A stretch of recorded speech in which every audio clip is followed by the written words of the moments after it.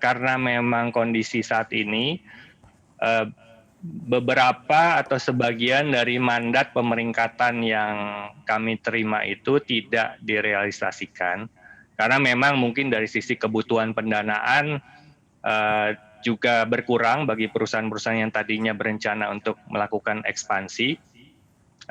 Kemudian mungkin dari sisi minat investor juga mungkin menjadi semakin selektif sehingga akhirnya tidak tercapai istilahnya mungkin dari sisi penawaran atau permintaan tidak tercapai kesepakatan sehingga memang penerbitan surat utang tersebut akhirnya ditunda atau mengalami downsize gitu Pak ya oleh perusahaan-perusahaan yang rencananya menerbitkan surat utang.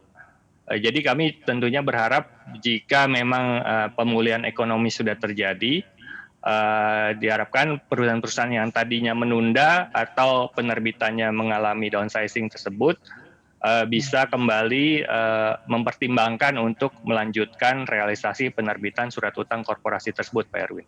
Baik, kita ke pertanyaan berikutnya Pak Hendro. Ini nilai mandat pemeringkatan surat utang yang Pevindo dapat nih ada di berapa nilainya kalau misalnya Anda belum sempat mention? Ya, jadi sepanjang tahun 2020 dari Januari sampai September itu kami menerima mandat sekitar 87 triliun rupiah. Nah, sementara untuk posisi saat ini atau akhir September dari 87 triliun tersebut yang belum direalisasikan ada sekitar 40 triliun. Jadi kami berharap tentunya sebagian dari mandat 40 triliun yang masih di pipeline ini bisa direalisasikan atau diterbitkan surat utangnya di kuartal 4 tahun 2020 ini Pak Erwin. Ya, dari penerimaan mandat pemeringkatan surat utang di Pevindo ini kita juga coba mencari memetakan tren penerbitan surat berharga ini yang paling banyak di mana sih sebenarnya Pak Hendro? Apakah obligasi, MTN atau mungkin SBK juga bisa muncul sebagai the new trend dalam penerbitan surat berharga korporasi? Ya Pak Erwin, jadi memang masih sama sebenarnya dari tahun-tahun sebelumnya di mana dari produk instrumennya memang masih didominasi oleh instrumen jangka panjang seperti obligasi maupun MTN.